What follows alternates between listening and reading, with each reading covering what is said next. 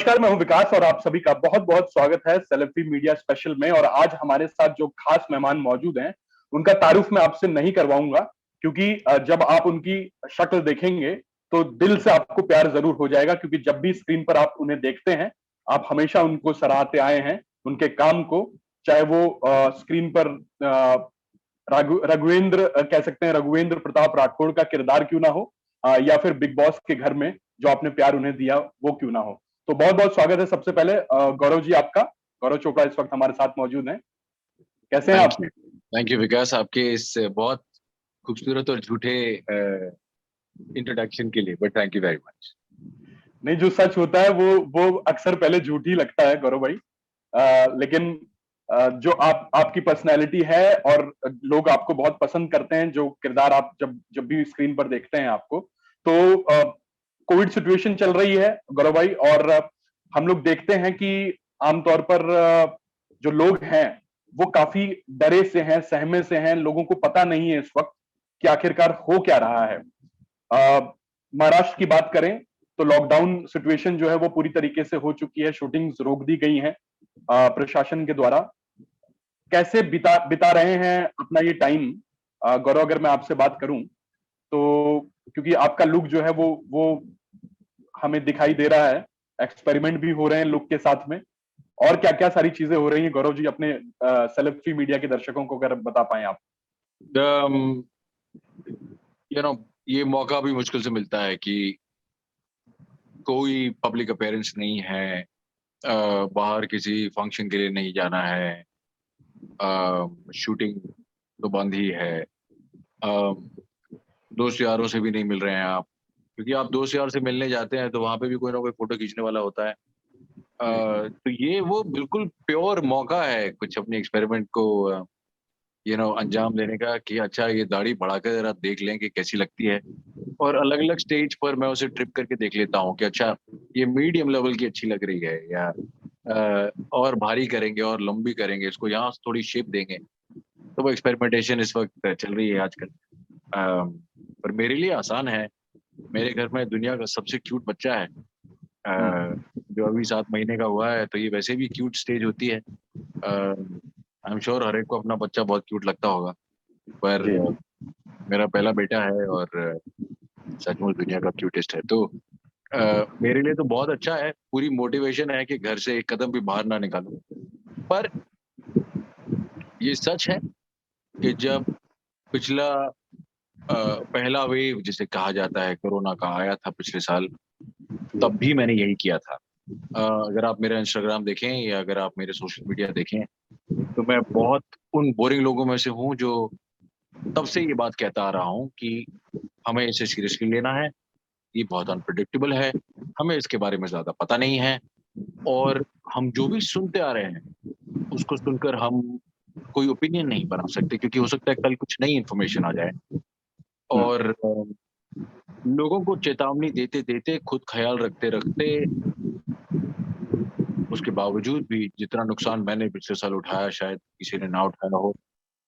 और उस ट्रेजेडी के बाद भी मुझे लगता है कि मेरा फर्ज है कि एटलीस्ट मैं तो ये बात कहूं कि देखिए, ऐसा लगता है कि ठीक है, और ऐसा लगता है कि आप 4-5 दिन घर पे आराम करेंगे, पर सिचुएशन कभी कभार आउट ऑफ हैंड हो जाती है और फिर आप कुछ नहीं कर पाएंगे। तो उसे लाइटली मत लीजिए। आप जो भी करें जानते बूझते समझते हुए करें तो ठीक है।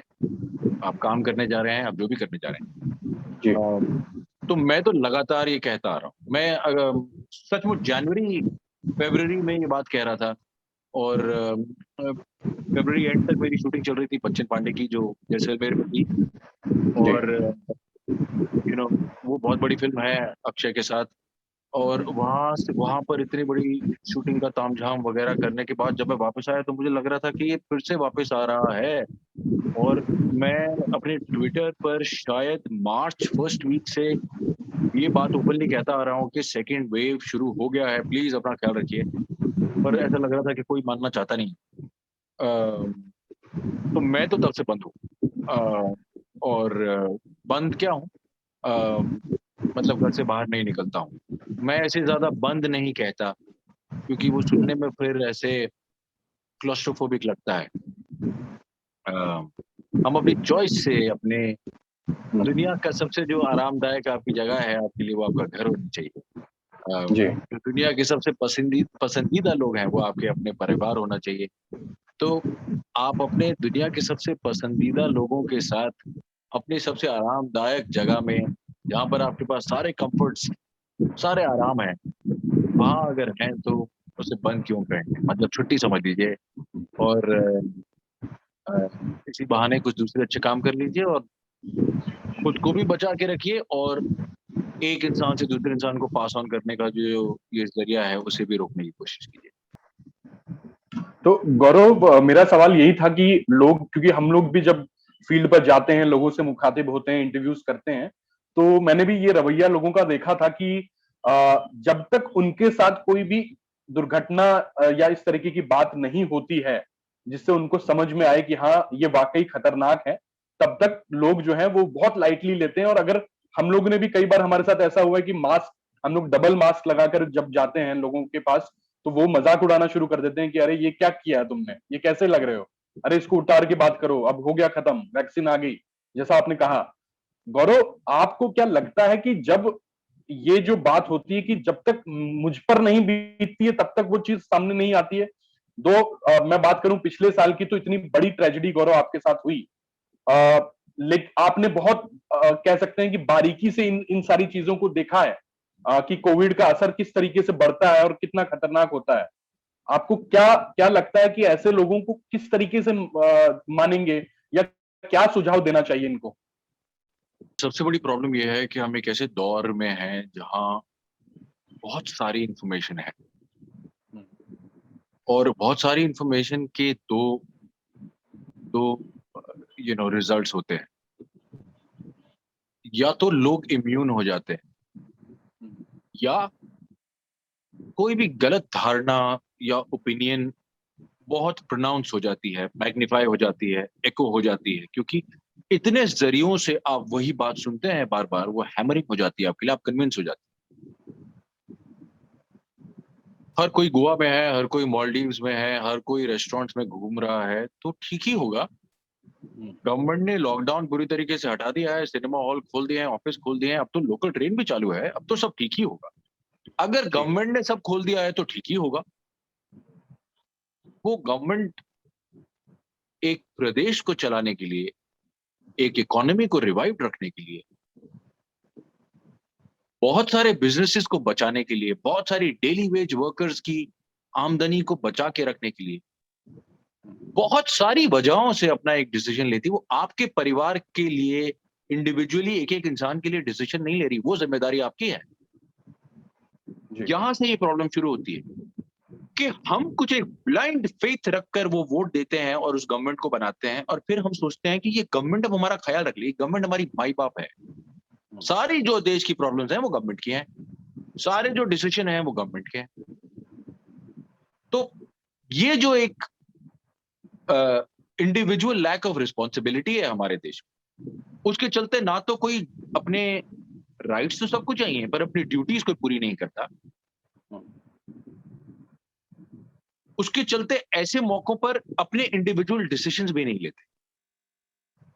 उनको डर लगता है उस रिस्पॉन्सिबिलिटी से कि कुछ मेजर डिसीजन लिया तो वो सोसाइटी में क्या चल रहा है, गवर्नमेंट ने क्या कह दिया, मेरे बाकी दोस्त यार क्या कह रहे हैं, ट्विटर पर क्या हो रहा है, इंस्टाग्राम पे मैंने क्या फोटो देखी, बाकी दुनिया क्या कर रही है, this is happening, this is not happening, this is cool, this is not cool, this is being done, this is not being done. हम जो बाकी दुनिया और ये जो हमारे बाकी इतने सारे इंप्रेशंस हैं उनके चलते एक अपना डिसीजन बना लेते हैं बेवकूफों की तरह, जबकि होना उल्टा चाहिए था। इतनी इंफॉर्मेशन की एज में एक्चुअली हम सबको बड़े इन्फॉर्म्ड और इंटेलिजेंटली स्पेसिफिक डिसीजन लेने चाहिए। जैसे अगर कोई कल परसों किसी टेलीविजन के बहुत बड़े डायरेक्टर का मैसेज आया फॉरवर्ड, वो शायद चीफ मिनिस्टर को लिख रहे थे कि शूटिंग बंद मत कीजिए, घर पर हम बंद हो जाते हैं, और उसमें साथ में नीचे लिखा हुआ था कि डेली वेज वर्कर्स हैं। और मैं पढ़कर हंस रहा था। वो डेली वेज वर्कर नहीं लिखता, ये वो लोग लिखते हैं जो इस वक्त घर में 4-4 गाड़ियों और 4 फ्लैट के साथ हैं बम्बई में। और बम्बई जैसे शहर में जहाँ शायद इस देश की सबसे महंगी प्रॉपर्टी है, वहाँ आपके पास 4 फ्लैट हैं और आप डेली वेज की दुहाई देकर शूटिंग शुरू करना चाहते हैं। हर एक का नुकसान होता है लॉकडाउन में और हुआ और होगा।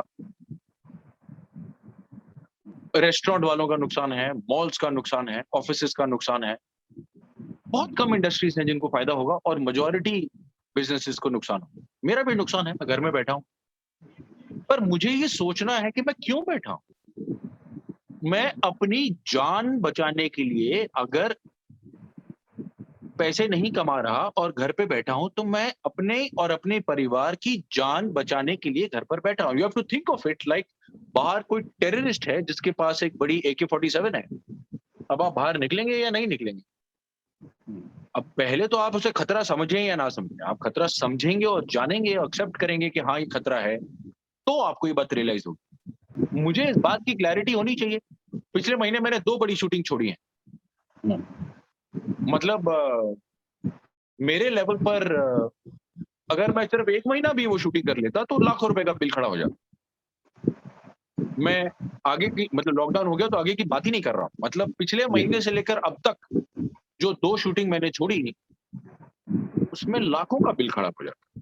तो नुकसान हम सबका हो रहा है, किसी के लिए आसान नहीं है। पर ये ऐसा वक़्त, ऐसा दौर है हमसे जो पिछली पीढ़ी थी, वो पार्टीशन की कहानियाँ सुनाते थे हमें, वॉर्स की कहानियाँ सुनाते थे कि जब इंडो पाकिस्तान वॉर हुई, जब पार्टीशन हुआ तो क्या-क्या हुआ, क्या-क्या दुर्दशा हुई, कैसे लोग लुट गए, कैसे लोगों का सब कुछ बर्बाद हो गया। हम लोगों की जनरेशन में ये वैसा दौर है। हम आगे ये इसे इसे सिर्फ एक कोई सीज़नल ये कोई IPL का सीज़न नहीं है कि कुछ स्टैटिस्टिक्स दिए और खत्म हो गया और अगले साल हम बदल देंगे। ये हमेशा के लिए हमारी ज़िंदगी को अब चेंज कर चुका है ऑलरेडी और लोग मानने को तैयार नहीं है। ढीठ हैं और हठ के मारे अपनी पुरानी आदतन ज़िंदगी बिताना चाहते हैं। जिस तरह की आदत है, जिस आराम, ऐशो-आराम और जिस साइकिल की आदत है, मैं वैसे ही जीना चाहता हूँ। बाहर बिल्कुल परिस्थिति बदल गई, मैं एक्सेप्ट ही नहीं करना चाहता। तो ये एक बहुत इसे कोई और नहीं समझा सकता। अ, मेरे घर में ऐसा हो गया इसलिए मैं ऐसा नहीं कह रहा। मैं पहले से कहता, इट्स अ ट्रेजेडी कि मैं ऐसा कह रहा था और फिर भी ऐसा हो गया।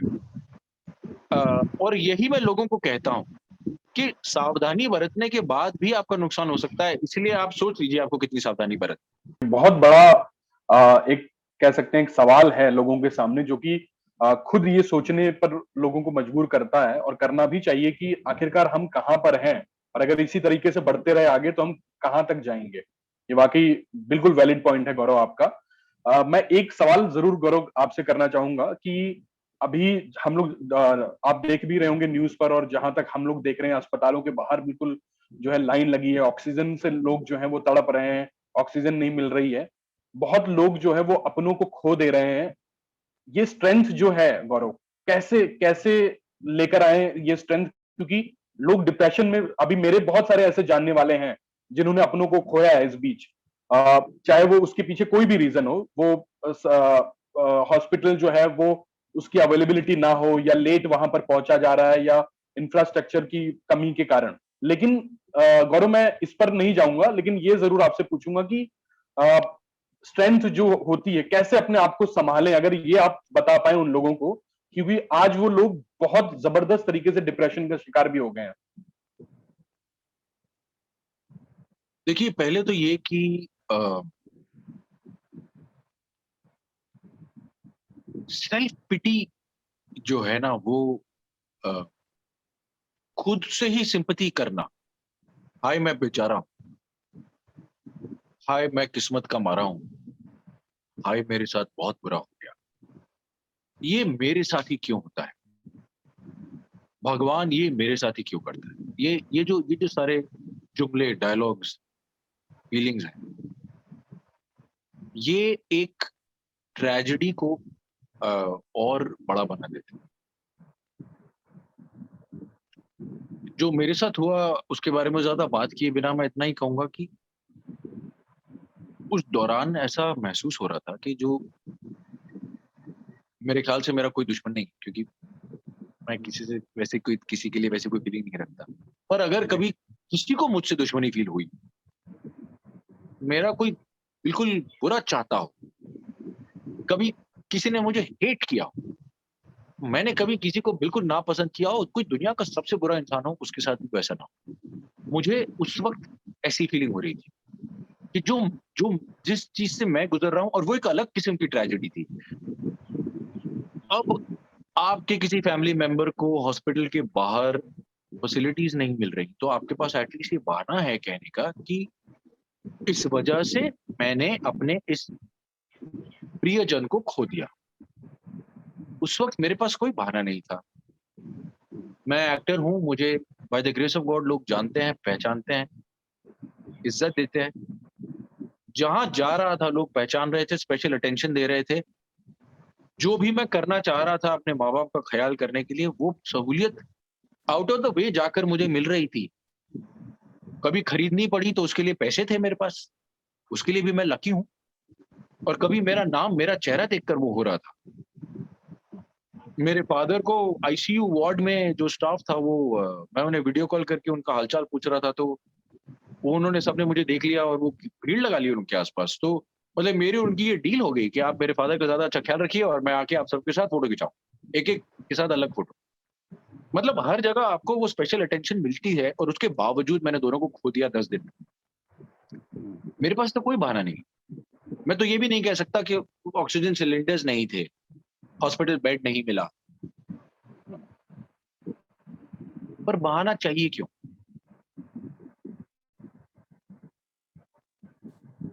मेरे लिए तो वो गए ही नहीं, क्योंकि वीडियो कॉल पर जैसे अभी आपको देख रहा हूँ, ऐसे उन्हें देखा, उसके बाद जब तबीयत ज़्यादा खराब हो गई तो नहीं देख सका, और उसके बाद देखा ही नहीं। जब आपको वो हॉस्पिटल से मिले या जब मैंने उनका अंतिम संस्कार किया, तब भी नहीं देखा। तो जब आप अपने किसी फैमिली मेंबर का वो आखिरी स्टेज देखेंगे ही नहीं, तो अंदर से एक्सेप्टेंस कैसी होगी कि वो चले गए? अभी तक मैं उनसे बात कर रहा था, बस अब वो अचानक नहीं है। अब मैं अचानक रात को उनको फ़ोन नहीं कर सकता। मेरा छोटा बेटा है, पर उसकी फ़ोटो मैं उनको नहीं भेज सकता।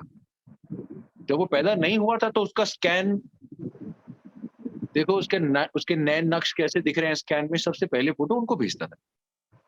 पर उसके पैदा होने के बाद अब उनको नहीं भेज सकता। उसका उसका छोटा दाँत आया है, उन्हें नहीं बता सकता। वो ये खा रहा है, उसको ऐसी तकलीफ़ है, क्या करूँ? उनसे नहीं पूछ सकता।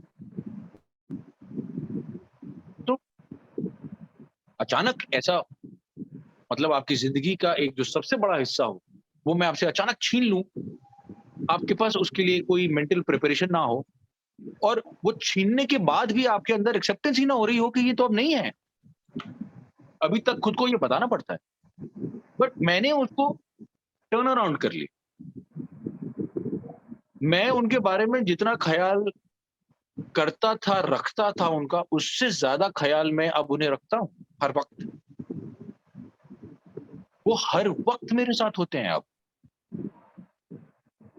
कितनी ही बार मैंने आँख बंद करके मम्मी का हाथ पकड़ा है, पापा के पैर छुए हैं, सूरज को देखते वक़्त पापा से बात की है, चाँद को देखकर मम्मी को कुछ कहा है, और करता रहूँ। मतलब वो नहीं है, मतलब हाँ, वो नहीं है इन फिज़िकल कैपेसिटी, पर पहले से ज़्यादा है मेरी ज़िंदगी में। मेरे लिए ऐसा, ये मैं तरीका नहीं कह रहा हूँ, ये मैं किसी को कोई सॉल्यूशन नहीं दे रहा हूँ। मैं आपको वो बता रहा हूँ जो मेरे साथ नेचुरली हुआ है। अगर ये सुनकर आपको प्रेरणा मिले या आप भी ऐसा करना चाहें तो प्लीज़, हम सबको अपने-अपने तरीके ढूँढने होंगे। मैंने कोई तरीका नहीं ढूँढा, मुझे ऐसा ही सही लगा। उस वक़्त कोविड सिचुएशन बहुत खराब थी, फ्लाइट्स लोग नहीं ले रहे थे, इधर-उधर जाना मुश्किल था। मैं बम्बई में था, मेरे पेरेंट्स दिल्ली में थे, और मेरी वाइफ बैंगलोर में थी और प्रेगनेंसी के बिल्कुल लास्ट स्टेज पे थी, मतलब वो कभी भी डिलीवरी हो सकती थी। तो मतलब 3 अलग शहरों की कहानी है, और ट्रैवलिंग बहुत मुश्किल थी। तो वो वक्त बहुत मुश्किल था और दुख और दर्द और तकलीफ, सबसे बुरी बात कंफ्यूजन, समझ में नहीं आ रहा था कि क्या हो रहा है और क्यों हो रहा है और क्या करें। और यही मैं लोगों को बताना चाहता हूँ कि अगर आपके पास रसूख है, रिसोर्सेज हैं, पैसा है, नाम है, इज्जत है, हॉस्पिटल है, बेड्स हैं, डॉक्टर्स हैं, फिर भी आप कुछ नहीं कर पाएंगे। अगर सिचुएशन बिगड़ गई तो इस बीमारी को अभी तक हम समझते ही नहीं हैं। ये बीमारी वो बीमारी है ही नहीं जो पिछले साल आई थी। एक वायरस है जो पहली बार इंसानों में आया है। वो भी एक लिविंग ऑर्गेनिज्म है जैसे हम हैं। हम जब किसी बहुत ठंडी जगह पे जाते हैं तो वहां पर एडजस्ट करने के लिए पहले बहुत गर्म कपड़े पहनते हैं। फिर 10 साल के बाद हमें वहां की आदत हो जाती है। 5 साल में आदत हो जाती है। कुछ लोगों को 5 महीने में आदत हो जाती है। उसी तरह वो वायरस जहां जहां पहुंचा, उस जगह के क्लाइमेट और ज्योग्राफी के हिसाब से, लोगों के हिसाब से, शहर के हिसाब से, कितने लोग हैं, कितना कंजेस्टेड है, कितनी गंदगी है, कितनी नमी है हवा में, इन सब फैक्टर्स के हिसाब से एडजस्ट करने की कोशिश कर रहा है। आज जो हम उसके लिए वैक्सीन बना रहे हैं वो कल उसके लिए, कल के उस वर्जन के लिए लाजमी होगी या नहीं ये हम नहीं जानते। पर बात ये है कि इस वक्त इस वैक्सीन के अलावा हमारे पास कोई और सोल्यूशन नहीं है, इसलिए ये तो ले लो कम से कम। बिल्कुल। तो अ, हमें इसके बारे में, बुखार होता है तो 5 दिन में ठीक होता है, जुकाम होता है तो कैसे ठीक होता है, चोट लग जाए तो क्या करते हैं, फ्रैक्चर हो जाए तो क्या करते हैं, ये सब हमें पता है क्योंकि इसका एक पैटर्न हमारे दिमाग में है, हमें बताया गया है। जी। इस बीमारी के बारे में अभी हम कुछ नहीं जानते। जो भी पैटर्न्स हम समझते हैं वो कभी-कभार चेंज हो जाते हैं। पिछले साल से लगातार बदलते आ रहे हैं। अब बच्चों में ज़्यादा हो रहा है, अब यंगस्टर्स में ज़्यादा हो रहा है, अब ऑक्सीजन की कमी लोगों को ज़्यादा महसूस हो रही है। तो ऐसे कुछ लोगों को डायरिया है, कुछ लोगों को इस बार सिर्फ हेडेक है। तो I am just saying that you know I don't want to be pessimistic. मैं यहाँ पे आपको डराने के लिए नहीं आया। बिल्कुल। दाढ़ी बढ़ाकर डराने के लिए नहीं आया। मैं सिर्फ ये बताने के लिए बता रहा हूँ अपनी ओपिनियन और जो मेरे साथ हुआ कि हाँ, वो शायद 100 में से 95 लोग ठीक हो जाएँ। पर क्या आप अपने लिए या अपने पिता, अपनी माता, अपने बच्चे, अपनी वाइफ, अपने भाई, अपने बहन, अपने करीबी दोस्त के लिए, अपने पड़ोसी, अपने कोवर्कर, किसी के लिए क्या ये चाहेंगे कि वो उन 5 लोगों में हो,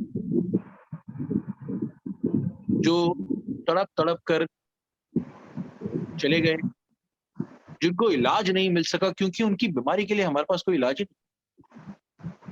वो रेमडेसिविर जिसके पीछे सब भाग रहे हैं, वो उससे ठीक होता है कि नहीं, इसके बारे में अभी कुछ पता नहीं है हमें। वो बिल्कुल। इबोला के लिए और दूसरे वायरसेस के लिए सक्सेसफुल था और उम्मीद ये की जाती है कि वो जब दिया जाता है इंजेक्शन फॉर्म में या किसी भी फॉर्म में, तो आपकी बॉडी में वायरस लोड को कम करता है। बस इतना ही करता है।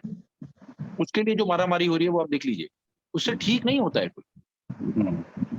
तो I am saying you just have to understand कि एक सामने एक ऐसा बड़ा हैवान खड़ा है या प्रॉब्लम खड़ी है जिसके बारे में आप अभी कुछ नहीं जानते। तो आप कैसे चांस लेना ठीक समझते हैं? जस्ट बिकॉज़ आप और 100 लोगों को चांस लेता देख लेते हैं, बाहर जाता देख लेते हैं, आप अपने लिए कैसे वो चांस ले सकते हैं? एंड अगेन 95% लोग ठीक हो जाएँगे, but please don't be in the 5%. Make sure you are in the 95%. Make sure you are in the people जिसे हो ही नहीं। बिकॉज़ अगर हम में से ऐसे बहुत सारे लोग होंगे जिसे होगा ही नहीं, तो फिर और भी कई सारे लोग होंगे जिन्हें नहीं होगा क्योंकि हमारे थ्रू फिर वो चेन रुक जाएगी।